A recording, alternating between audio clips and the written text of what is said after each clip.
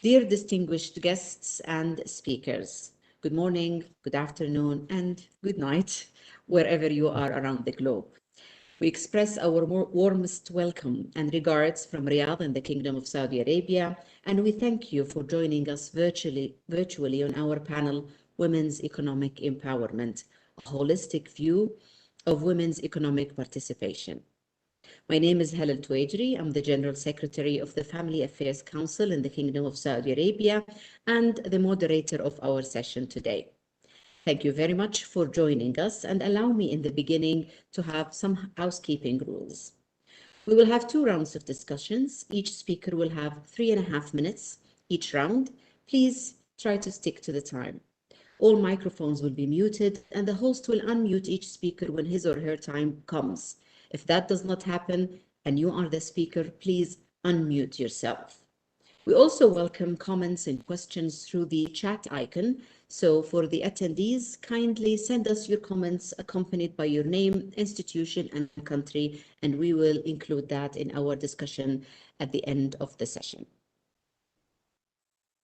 Firstly, I would like to introduce our panel's distinguished speakers. His Excellency Mr. Eshikane Kemihiro, Ambassador to the Permanent Mission of Japan to the United Nations.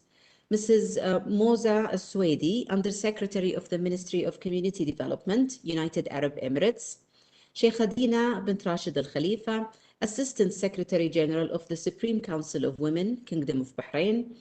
Mrs. Hind Zahid, Deputy Minister of Women's Economic Empowerment at Ministry of Human Resources and Social Development, the Kingdom of Saudi Arabia.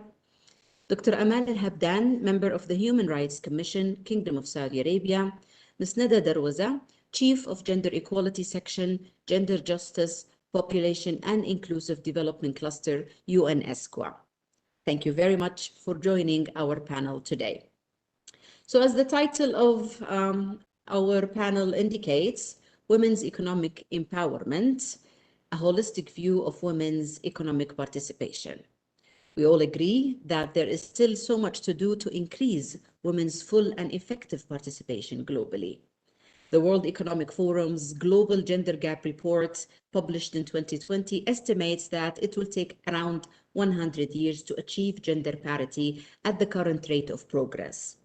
According also to the ILO, more than half of the global population is not covered under any type of social protection, and that 65% of people above the retirement age are living without a regular pension. Most of them are women. Additional to the gender pay gap, women are at a substantially greater risk of poverty than men. They are underrepresented in the labor market, and they are overrepresented in informal employment, which excludes them from most contributions that are based on schemes. More likely, women are to accept precarious work, work shorter hours, interrupt their careers for unpaid care work, and they undertake 75% of all unpaid care work. This leads to interrupted contribution histories.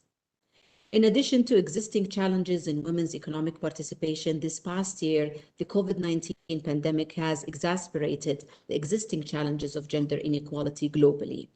The impact on women economically and socially has been extensive. The ILO estimates women globally perform more than 70% of total hours of unpaid care work. Women are also disproportionately at risk, for 60% of them are in the informal economy. Most affected by the crisis are the tourism and hospitality sectors, which have the majority of women. Women and girls' safety and education are at risk due to social closing of schools and shutdowns.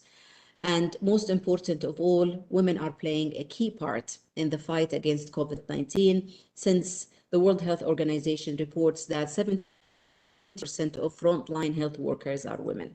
So in our panel today, we will discuss how countries tackle and overcome these challenges by showcasing the national good practices pertaining to different national efforts in women's economic empowerment. The first round of comments we will receive from our esteemed panelists is about the policies and initiatives or good practices that they would like to share with us about creating an ecosystem to ensure women's economic progress. So we would like to discuss this aspect of creating an ecosystem to ensure women's economic progress. So we shall start first with Ambassador Ishikain Kimihiro. Ambassador, thank you very much for joining us. And what would you like to share with us about Japan's experience in creating an ecosystem that empowers women? The floor of yours, Ambassador. Hi, hi, Hala. Thank you so much for moderating this very interesting and important event. Well, Excellencies and distinguished guests, I would like to start by thanking the Kingdom of Saudi Arabia for organizing this event and bringing us together on the occasion of CSW 65. Well, to start with, I must say that I'm truly amazed by various reports on the rapid progress of Saudi women's participation in the private sector, government, judicial system, and sports. In the 2021 edition of the World Bank's Women, Business and the Law report, Saudi Arabia scored 80.0 points, up from 70.6 in 2020. With Japan at 81.9, we are in the same league, but I hope Japan will not be left behind next year. Another aspect I wish to highlight in this report in Saudi Arabia's especially high marks on mobility, workplace, pay, entrepreneurship, and pension. Ensuring women's full, equal, and meaningful participation in economy requires opportunities for all women to enjoy all their rights and fully develop their potential. And this is a remarkable progress from the viewpoint of human security. We have not scored a full mark, so both Saudi Arabia and Japan will have to continue our efforts to enable women overcome various obstacles deriving from their background and living conditions. At the high-level week of General Assembly of the United Nations in September 2013, Prime Minister then Abe spent more than 50% of his speech on the issue of women's empowerment. In short, he hailed the womenomics theory and pledged, as a matter of the greatest urgency, to create an environment in which women find it comfortable to work and to enhance opportunities for women to work and to be active in society. He declared his intention was to create a society in which women shine. Well, since then, the Japanese government took numerous measures, institutional, fiscal, and political, to realize this vision. For example, rapidly increasing the number of daycare facilities for the children of working mothers, to start with. The result? There are countless, commentaries and analysis by the media and think tank.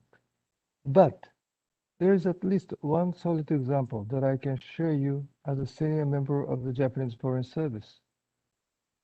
My ministry leads other ministries in the government by achieving gender parity for a new recruit with 52.4% being women last year. In Saudi Arabia, I understand that the number of female employees in the civil service rose from 21,000 in 2020 to more than 484,000 in 2019, by approximately 25 times over the decade. Congratulations for this truly remarkable achievement. In concluding, I wish to emphasize that each of us must always try to be a part of the solution in order to change our society, including breaking the glass ceilings. Thank you very much. Thank you very much, Your Excellency. And thank you for following up on progress in both our countries. That's particularly the fruit of such panels and discussions. Thank you very much for these important insights. Now we shall move to the United Arab Emirates. And the Secretary, أستاذة موزة. السلام عليكم. تفضلي. عليكم السلام. Let me start by thanking our good friend at the Permanent Mission of Saudi Arabia for organizing today's meeting and to acknowledge the good work to promote gender equality and the empowerment of women and girls as part of Saudi Arabia National Vision 2030. I thank you for also extending an invitation for me to participate. It's clear that when women make up half the human population, they must be empowered and provide the opportunity equal to their male counterpart. It is therefore a bit that we speak about facilitating economic participation and ecosystem which enable women to drive and benefit from economic empowerment. In the 50 years since our nation was founded, we have seen the number of women participating grow in tenfold. This was a result of strategic planning and foresight, a vision to ensure that the other half of society was uplifted, included in the development of our country.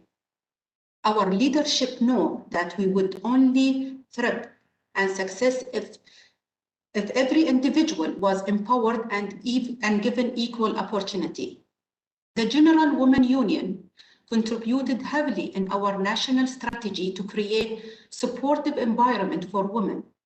The union, under the sponsorship of the mother of our nation, Her Highness Sheikha Fatma bint Mubarak, is critical in advocating new laws and amendments to existing law in order for women and girls to be benefit.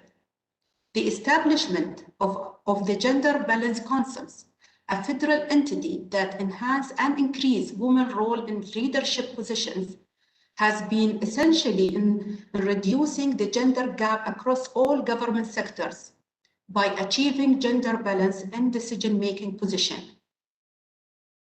Other organizations, such as Dubai Women Establishment, are actively promoting gender equality not only in UAE, but within GCC region. Among their many initiatives in the UAE Women Leadership Program, which offer leadership training program to promote more women in leadership and decision-making role. In developing the synergies that are needed to realize women's full economic potential across all spheres of development, it is important to focus on the following.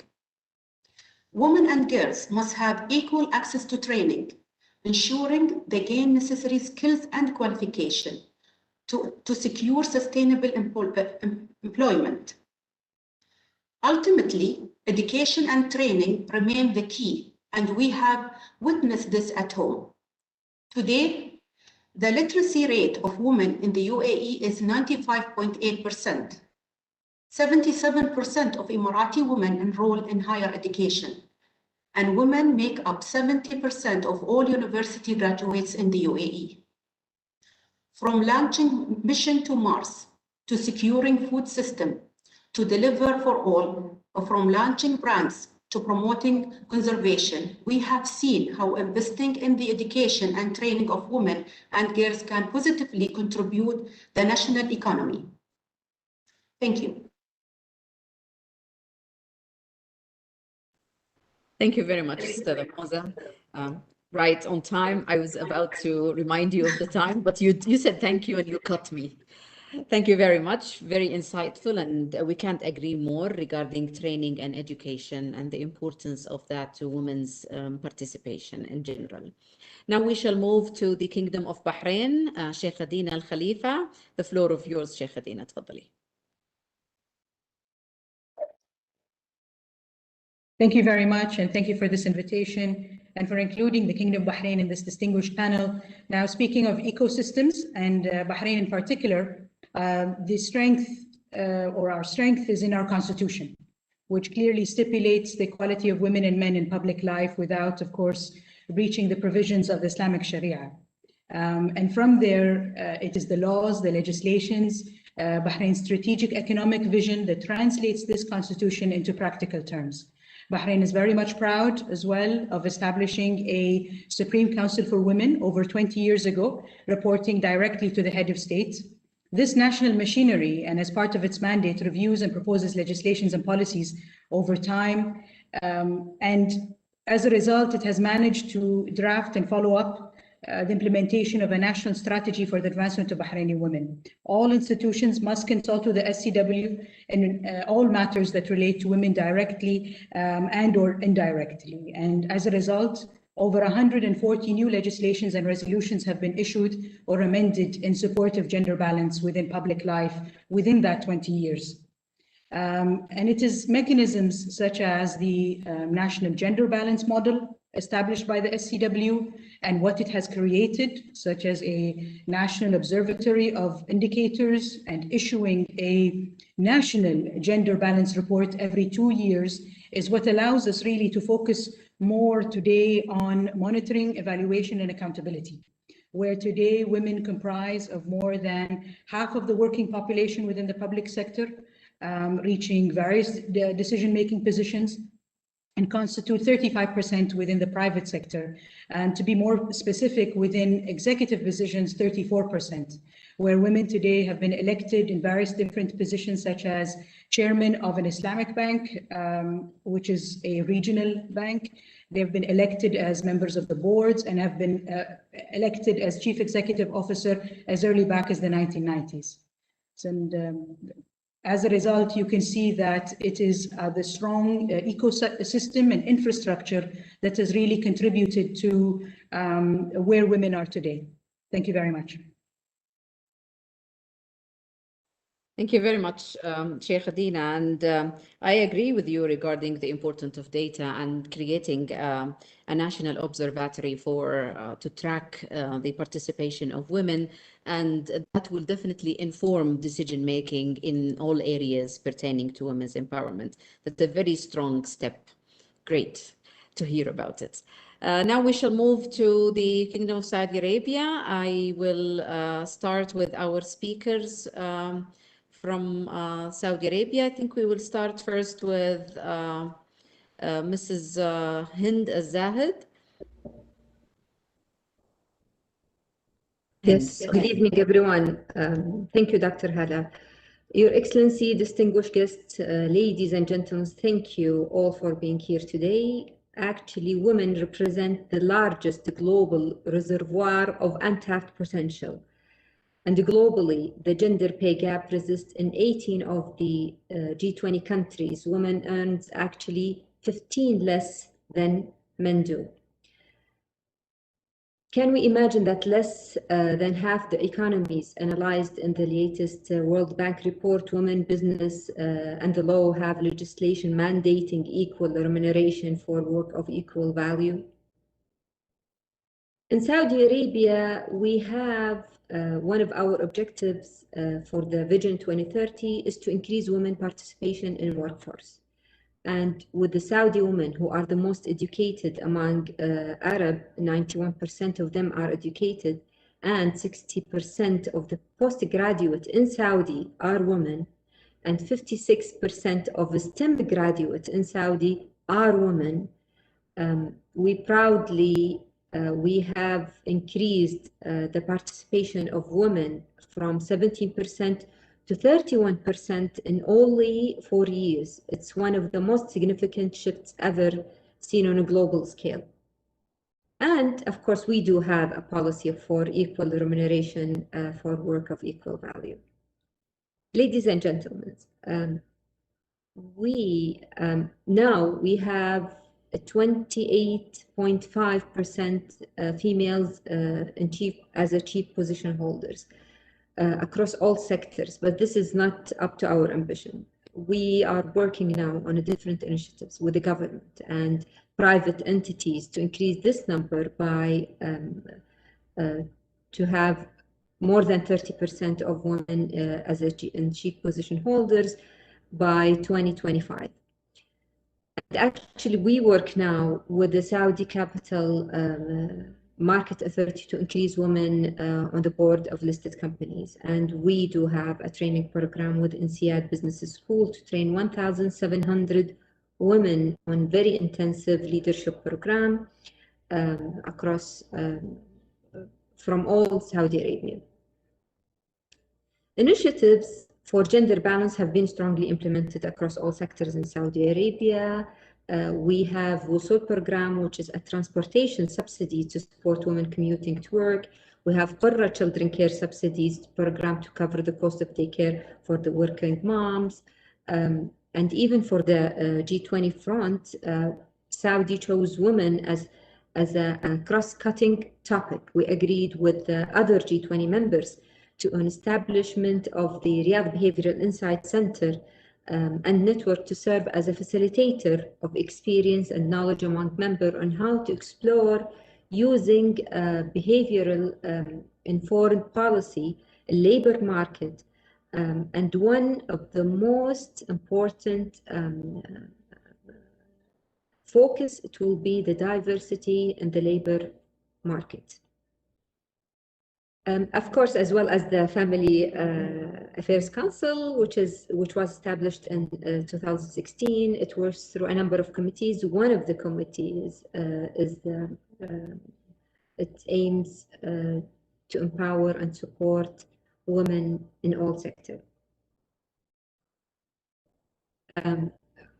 Of course, those very intensive and programs. Thank you, Dr. Hala. I think I finished my 3 minutes. Thank you very much. Thank you very much. Very informative and dense as usual. Now we shall move to Dr. Amal Al-Habdan from the Commission on Human Rights. Dr. Amal, the floor is yours. Assalamu alaikum. Thank you, Dr. Hala, and thanks to all panelists and everyone who's with us here today. Ladies and gentlemen, it is such a true pleasure to have the opportunity to talk today about something that we are all passionate about, women's economic progress. Just like my colleague and who's talking, the panelist, about who mentioned Vision 2030, has played an essential role to empowering women and increasing their participation in the labor market. I would like to give a brief overview of legal framework that was behind this positive initiatives. This legal framework ensures equal access to economic opportunity for women. The law of employment was amended to take into account multiple forms of discrimination, such as gender, disability, or age, aiming to ensure that all workers are treated equally, whether during the job announcement, hiring, or work stages. Anti-harassment law criminalized harassment in public spaces and extended it to protection of virtual harassment to protect women access to all opportunity, whether online or offline. Also, the law of protection from abuse continue to protect women from all forms of abuse, including economic abuse, to create an ecosystem for women that truly support them.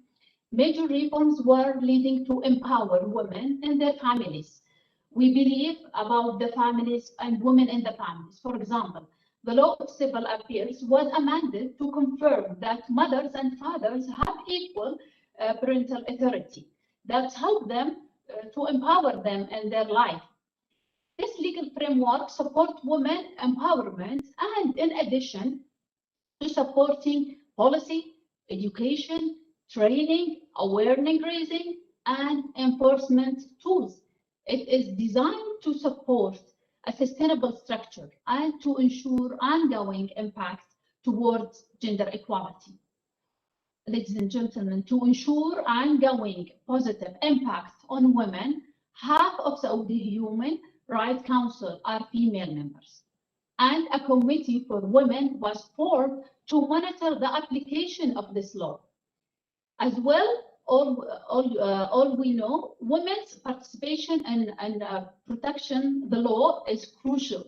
We will continue making progress, monitoring the implementation of this law, and to make the necessary adjustment to improve all women in Saudi Arabia to reach their full potential. Empowering women has become an economic necessity. We will continue to support international and local and national efforts to create a global ecosystem for women to be productive, creative, and to achieve sustainability growth. Thank you, Dr. Haba. Thank you very much, Amal. Now that we have listened to several experiences, several national practices, we shall move to our speaker from the ESCWA UN, Nada Darwaza, to give us a glimpse of regionally or even internationally, what are the best practices on creating an ecosystem to support women? So Nada, please, the floor is yours. Thank you, Dr. Hala. Thank you for making this opportunity happen for ESCWA to be part of this panel. I think it's a very timely panel, given the last year challenges that was faced globally, women faced globally. I think what we need to really look at is how such drastic pandemic has basically allowed to create challenges, but meanwhile we've seen a lot of developments in the framework for enhancing women economic participation, basically in the Arab region. And I'll talk a little bit, specifically about the Arab region in terms of what we know, but also in terms of some of the advancements that has been happening. And I want to take a minute basically to frame this within a legal framework. What sort of a legal frameworks are we expecting to ensure that women and men have equal opportunities in the labor market?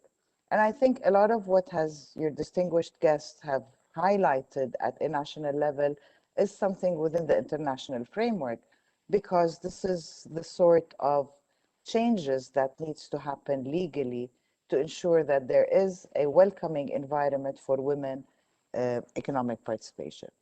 So for example, when we're talking about what would make a woman economic participation possible at the legal framework, we're talking about legal documents that basically prohibits discrimination against women in the field of employment. We're talking about equal pay, equal remuneration. We're talking about no inhibitions for women work at nighttime. We're talking about protection of women during pregnancy and after pregnancy. We're talking about paternity leave, which we've seen that many countries in the region are gradually adopting. We're talking about the right to register businesses. We're talking about equal age of retirement and so on. And what we know from the region is that last year specifically, in between November 2019 and November 2020, we've seen an amazing workshop in the Arab region towards making these changes. And I'm glad that we are basically with some of the countries that have done such work. UAE have adopted many laws that are quite in line with international standards. The same for Saudi Arabia and the same for Bahrain. Quite impressive progress in terms of law. Nonetheless, law is only the key layer that every work on enhancing women economic participation works in. We need now to work more on enforcing these laws. We need to basically monitor how these laws are being implemented, and we also need to know to change the social perceptions and the social attitudes to be more in line with these laws. We know that women have this opportunity to participate, but we know that they still prefer to participate in state organizations rather than in the private sector. We see them less in the entrepreneurship activities. We see them in a smaller scale work. I'll stop here because I think I finished my 3. Thank you. Thank you very much, Nada. Actually, we would like to hear more about this, so we will come back in the second round. If we can, sum up everything that has been said so far, we can conclude that data is very important, whether data to inform national policies or data to compare with other countries and see where we are progressing and where do we need to work more. We can see that having a strong caucus or body for the empowerment of women is also very important. Legislations and amendment of legislations is equally important. And of course, education and training is very important. So in the idea of looking at women's empowerment as a cross-cutting issue, or another term that's used also is gender mainstreaming, we see that over the past years, we have reached some important accomplishments. And then came COVID-19. And we lost some of these gains along the way, but we are trying, and with the help of everyone else around the globe and with IOs, to make sure that whatever we've lost with the pandemic does not become structural. And that's why we would like to hear from our esteemed speakers about, first of all, what are the gains regarding women in labor market so far in your country? And then in terms of your country's efforts to mitigate the impact of COVID-19 on women's economic empowerment and progress in relation to what happened during the pandemic and in the recovery. So we shall go back to our esteemed speaker from Japan. Ambassador, the floor is yours.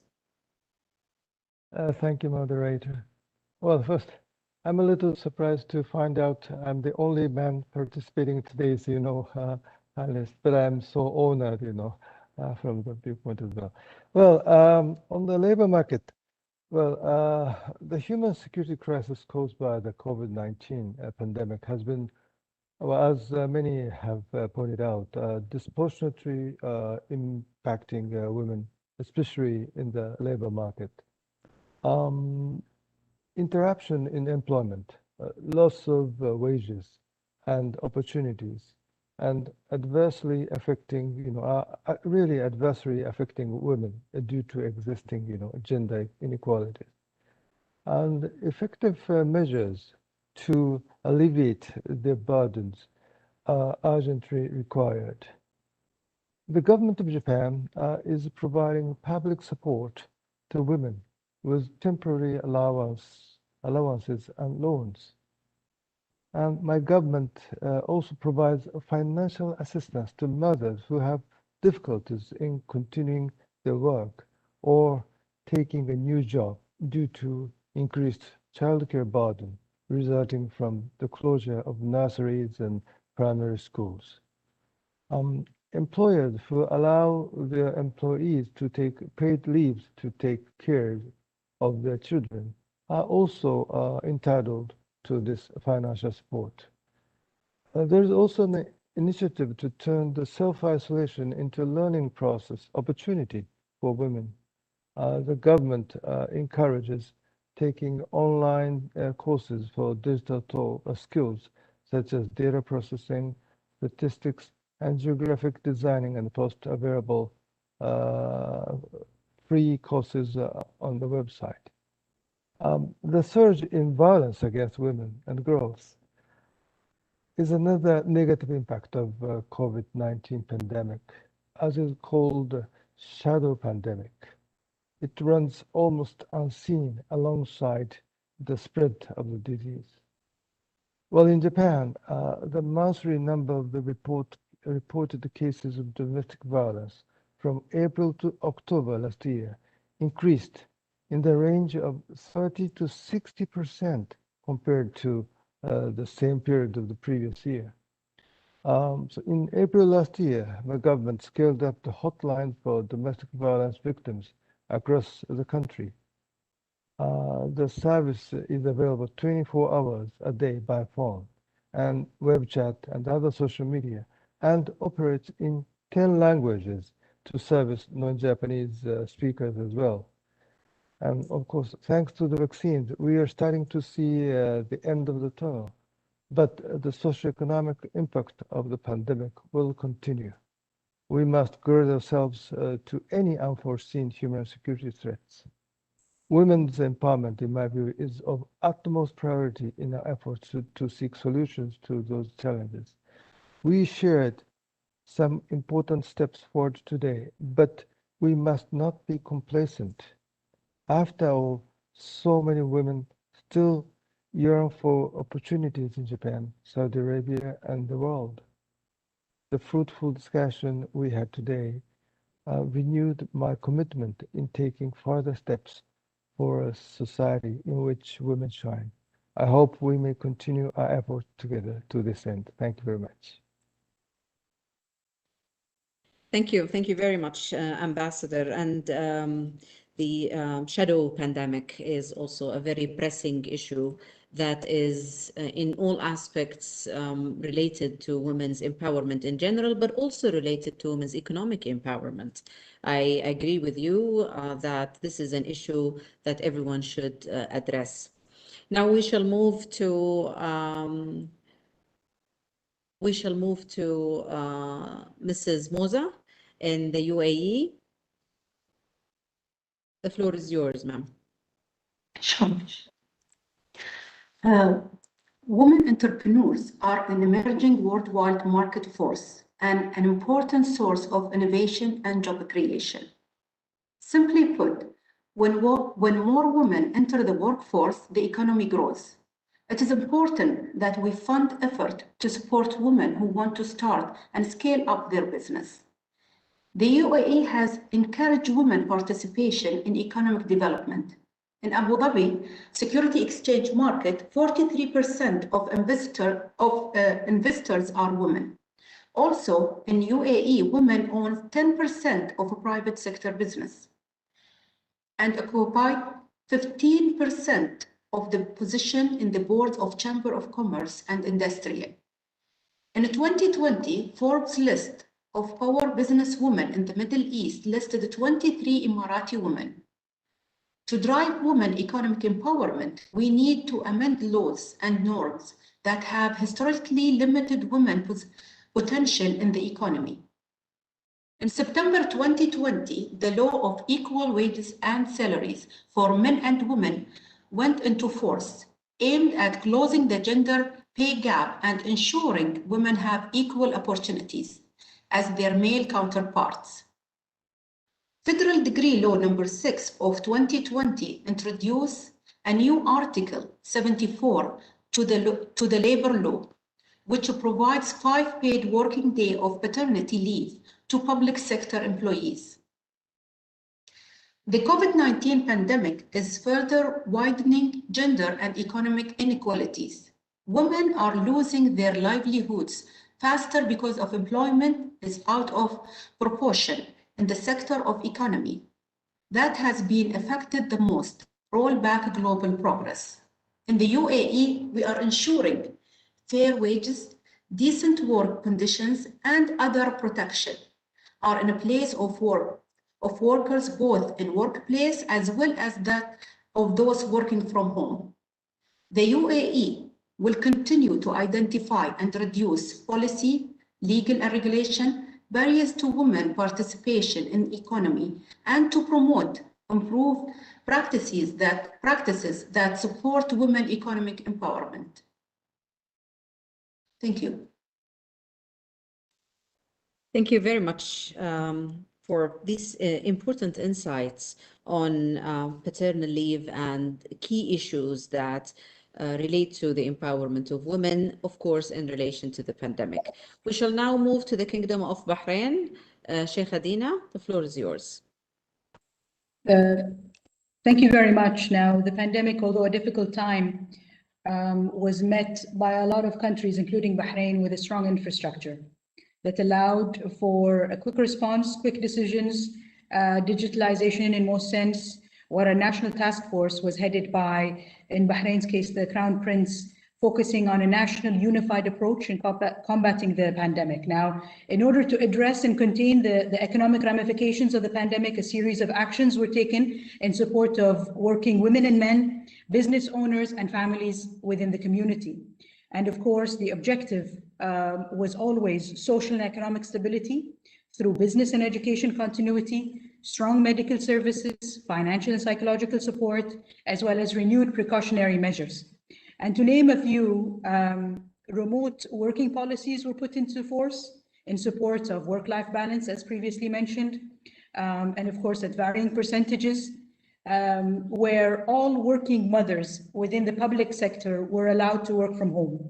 And this is the case even a year later. In addition, even the husbands of working women within the frontliners were taken into consideration and allowed to work remotely.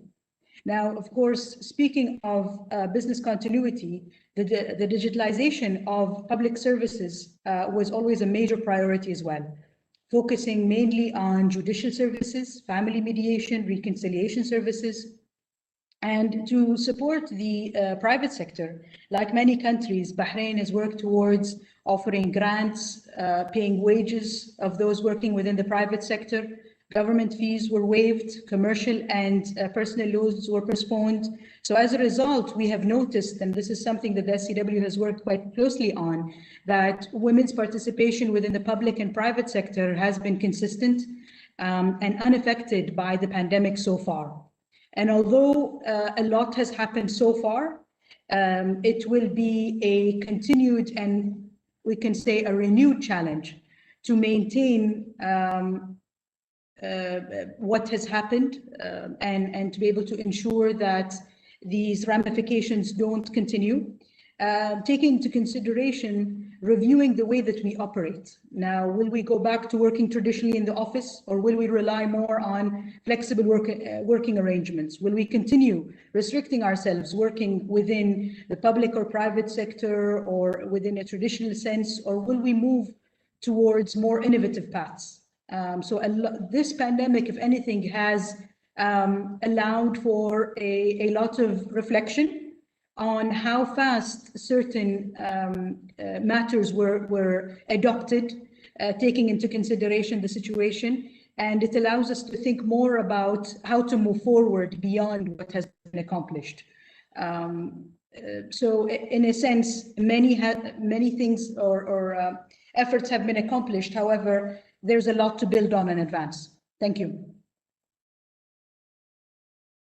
Thank you very much, Sheikh Adina. And I think everybody was following the Kingdom of Bahrain's progress in mitigating all of these effects of the pandemic on all areas, but specifically on women. Thank you very much. Now we shall move to our speakers from the Kingdom of Saudi Arabia. We shall start with you, Dr. Amal, now. So please, the floor is yours. Thank you.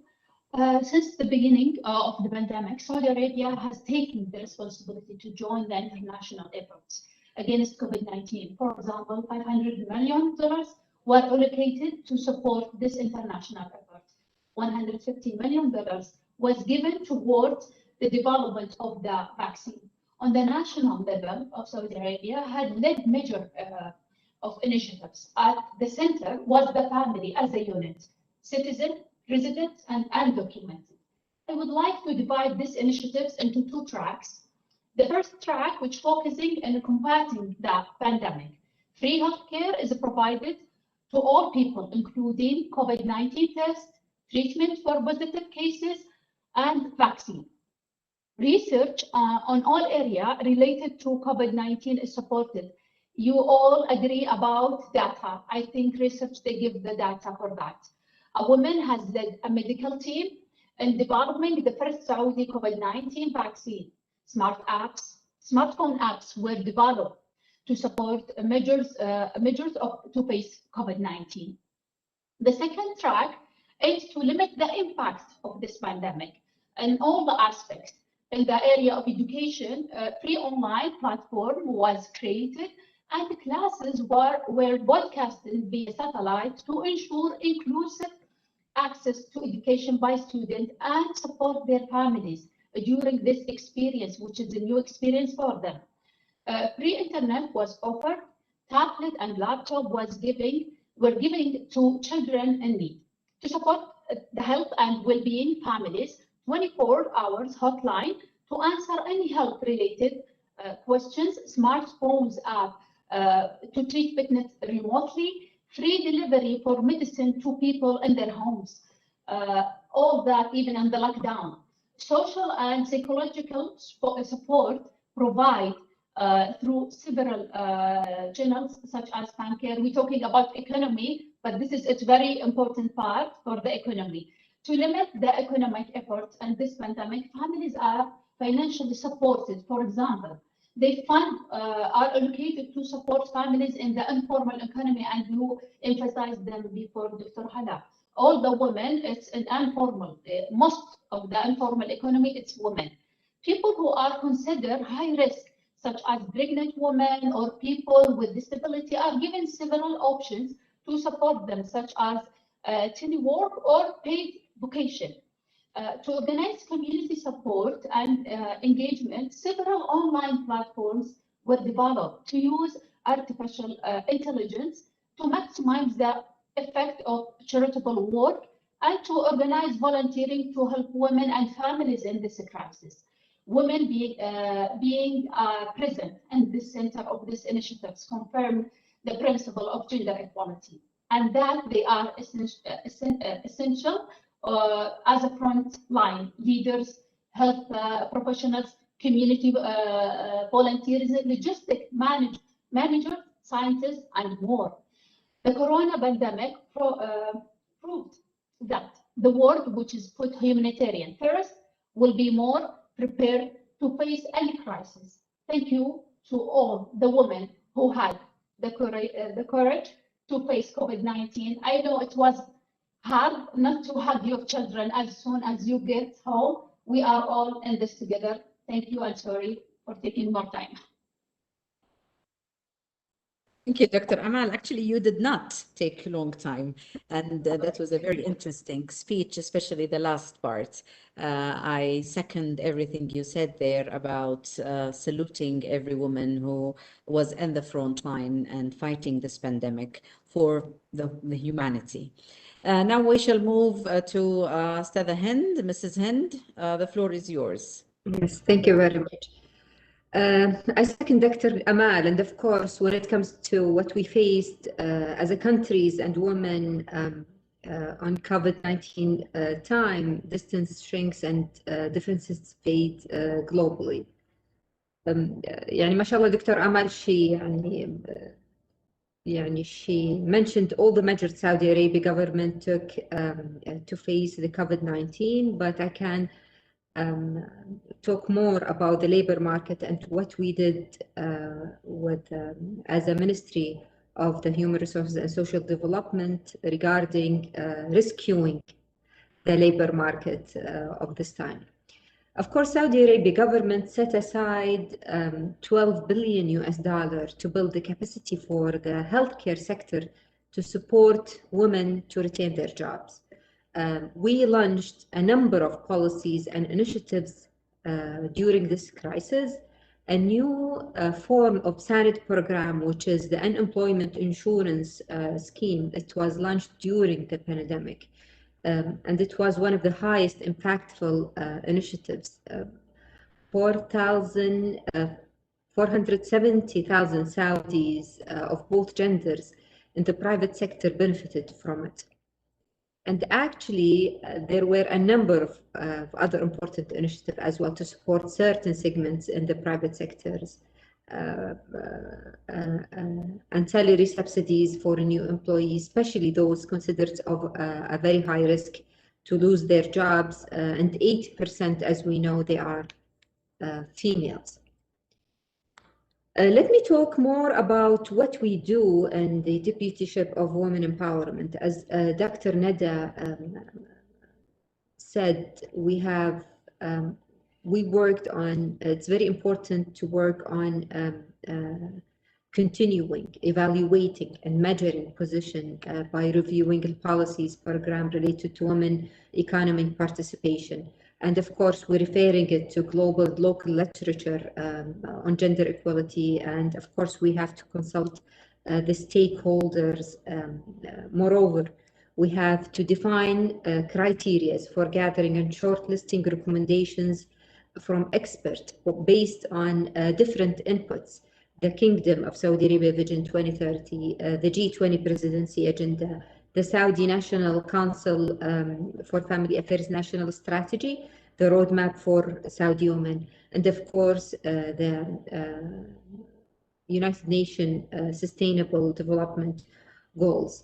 And of course, to address the impact of COVID-19 on women. It wasn't easy journey, and still we still facing some difficulties. But inshallah, يعني, hopefully we will. I don't know, but inshallah we will finish this very, very short time. Thank you. Thank you very much, Mrs. Hind. Now we shall go back to you, Nada, and tell us what does it look like from your lens on the region regarding mitigating the effects of the pandemic and women's labor market participation. How good or bad is the situation regionally? Thank you, Dr. Hala. And again, I mean, I think we need to link to this segment of the discussion to the previous segment.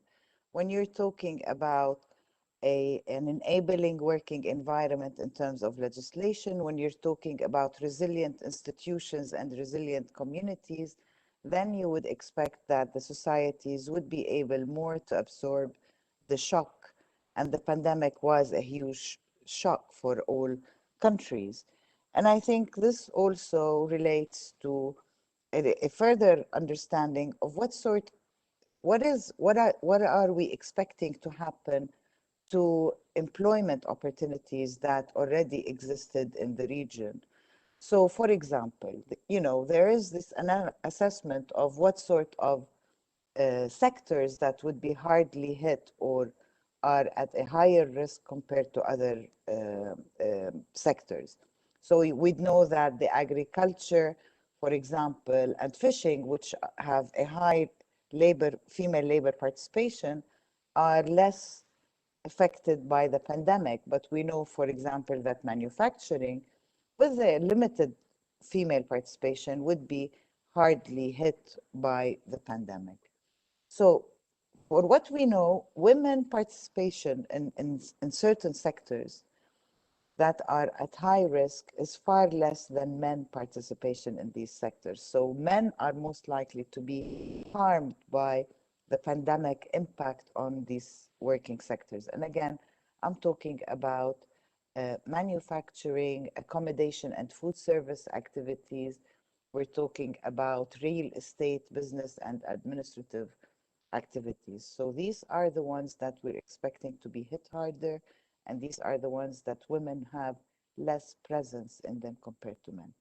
But we need to remember that women, as all your distinguished speakers have mentioned, women are much more present in the health part, where this is the forefront, this is the people who are fighting the pandemic, and therefore they're much more at a disadvantage in terms of what will happen to them. We also are seeing that given that women are much more available in the informal sector, then the likelihood that they will also be hit harder in the current crisis is very high. And again, what we need to see is what sort of policies that could cushion these women, that could protect them from further deteriorating conditions in future. And I think this goes back to policies. This goes back to basically understanding care economy, understanding how can we change the mental and the stereotypical mindset about the roles of women and men and their responsibility towards the children and towards the household chores. And I think what Sheikh Adina has mentioned about Bahrain policy towards basically ensuring that men who are married to women at the front line have adequate facilities to work home and take the responsibility of taking care of the children. And I think that in itself is a policy that would allow such elements. I'll stop here. Thank you. Thank you very much, Nada. And I'm looking at the Q&A, and mashallah, it's full of very interesting comments and questions, which I will take the liberty of, because none of the people who put them identified specific speakers. So allow me to take the liberty to direct these questions depending on the topic and what each of our esteemed panelists said.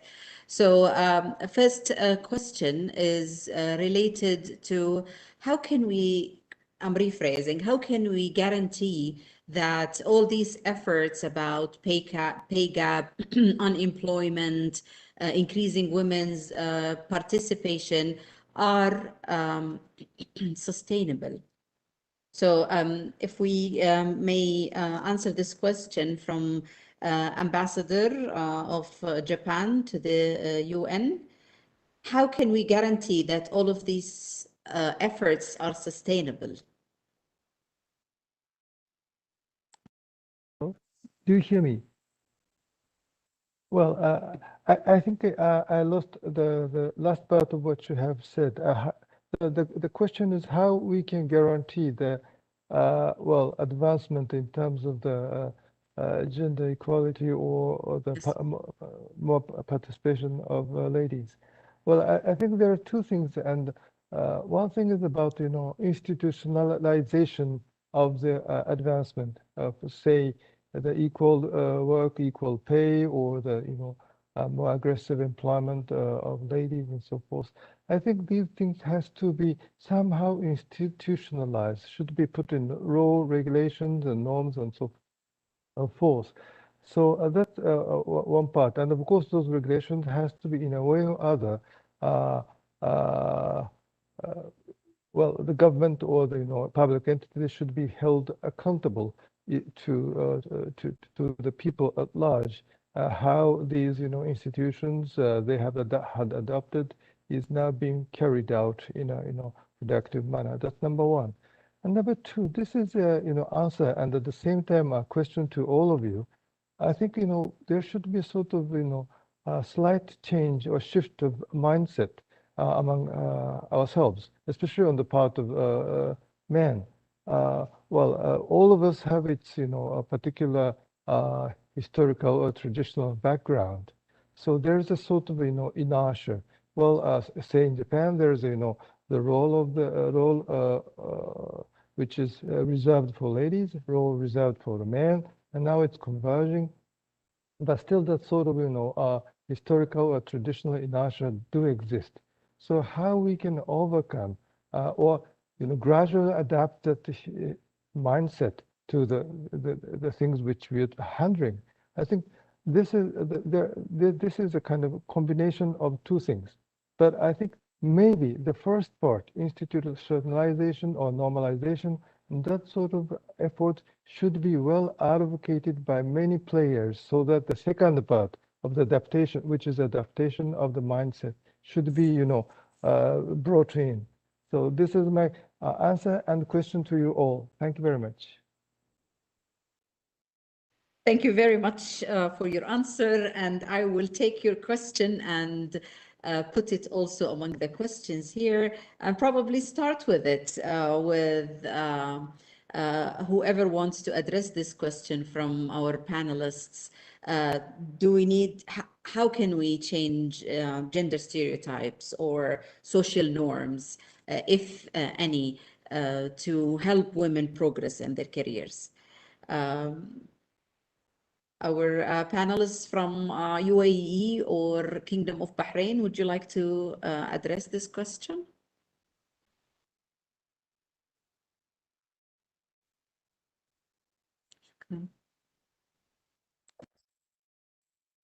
Sure, if you'll allow me just to maybe jump in with a comment. I think we really need to look beyond the matters that were suggested. And today, yes, I think institutionalizing matters and making sure we have the right policies put into place is quite important, as well as addressing gender stereotypes and social norms. However, I feel that having heard everything that we did today, we really need to look beyond what was said in assessing and evaluating the efficiency of these policies and institutions. So to what extent today has the efficiency increased in the way that we operate in relation to the policies that were introduced? Have they really contributed positively, or do we feel that some things need to be amended? Are these policies that have been introduced very momentary and in a limited time, or is there a need for us to really, let's say, ensure that these policies are set in stone and implemented moving forward? A lot are actually fearing that a lot of the progress that has been made over the last year will be lost moving forward, and that we will ultimately not benefit from this experience. However, from another prospect, it is very much important, I feel, at this phase to really look beyond it and really measure the effectiveness and the efficiency. Thank you. I cannot agree more with you, Sheikh Dina. Another question. Yes, تفضلي. Yes, please. Yeah. I believe we have to look like 20 years forward, what we want to have the new generation to think, how we embed in their DNA the gender equality. How can we change this perspective? I believe we have to work with the curriculums, school curriculums. We have to enrich the Arabic content or the global content with the stories of female heroines and the gender equality.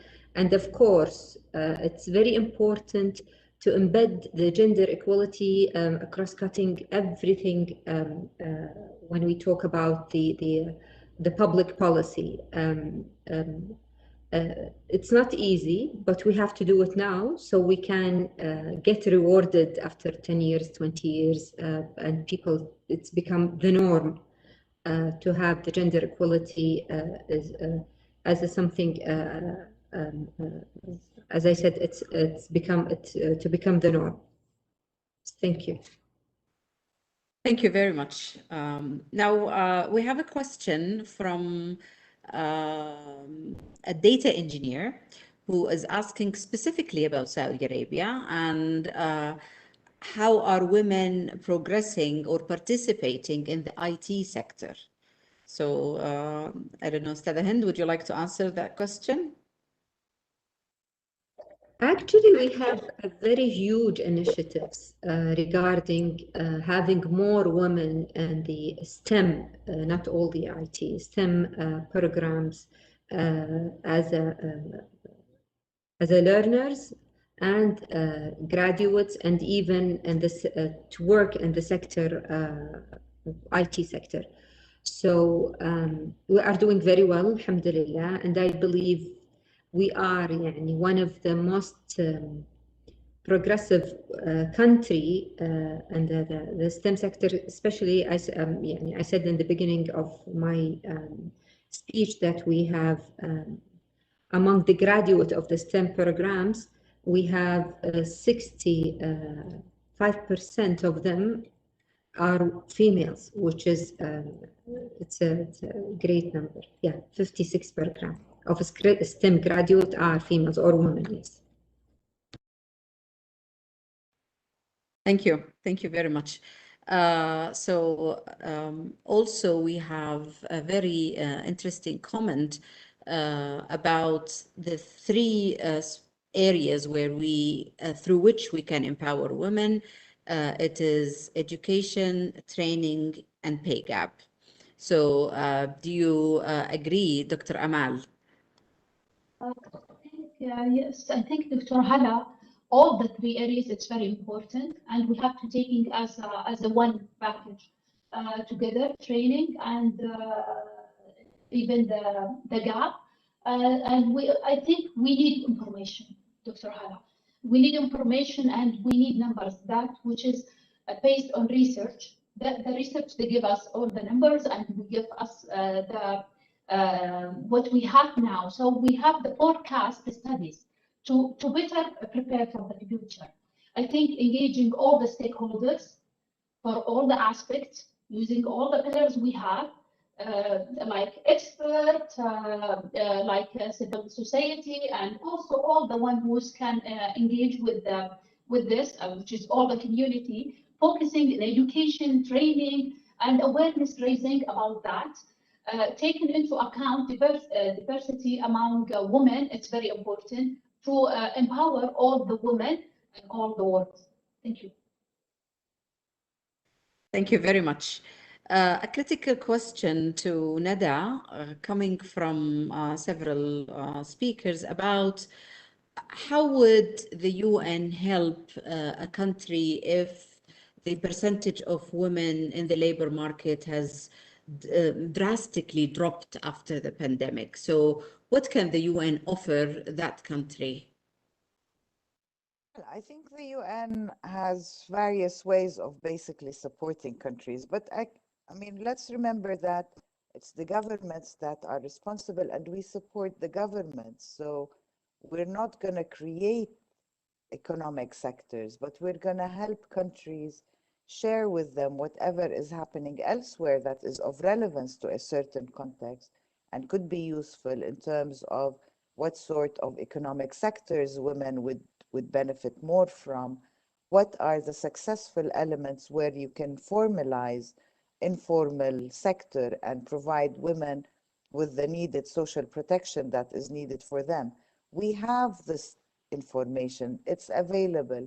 And what we do is we facilitate the learning and we provide the normative framework that would enable countries to basically be more in adherence with what they're committed to.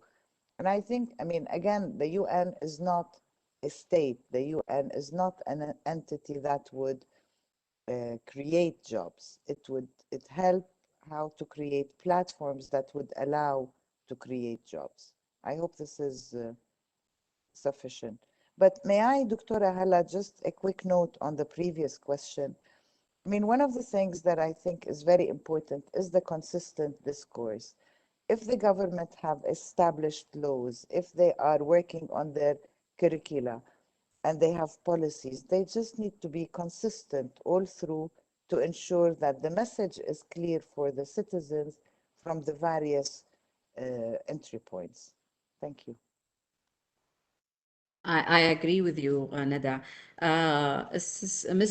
Moza, would you like to comment also on the question on mitigating, for example, social norms or gender stereotypes? Because the experience of the UAE is outstanding in gender parity.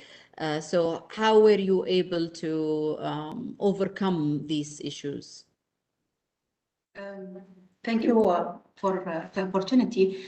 As I said before, the Gender Balance Council, it's a federal entity which we established here in UAE. It's playing a big role in such thing.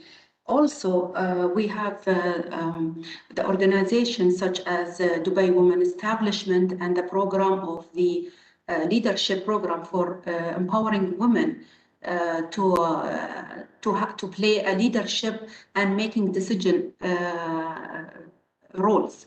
Moreover, the laws and the amendment of the rules and regulation, this is giving the right of all the women to have a fair chance. As I said before, there was the law of equal wages of salary for men and women. So there is no difference whether you are a man or a woman. When you work, you'll have your right. And this is by law. No one can emphasize it on you. Also, the other law, which is the federal law number 6 of 2020 as well, the Article 74 of having the paternity leave.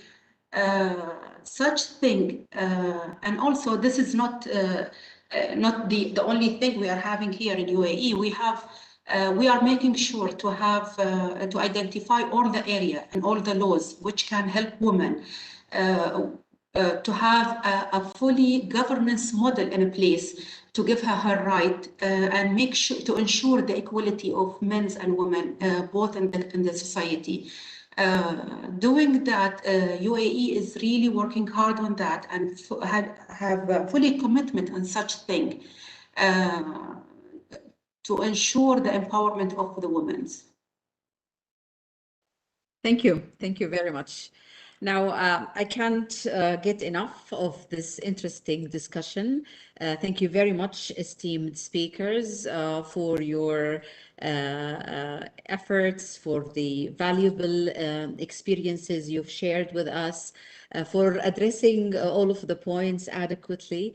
I would like also to thank the participants who registered for this event from around the world. We have a very interesting list of participants, over 80 from different parts of the world. Thank you very much for your contribution, your discussion, your questions on the chat.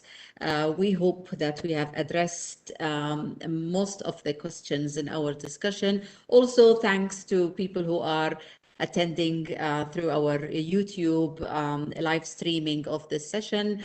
Again, thank you very much, esteemed speakers, and I wish you a very successful CSW this year and hope to see you, inshallah, physically next year in New York. Thank you very much and have a good day.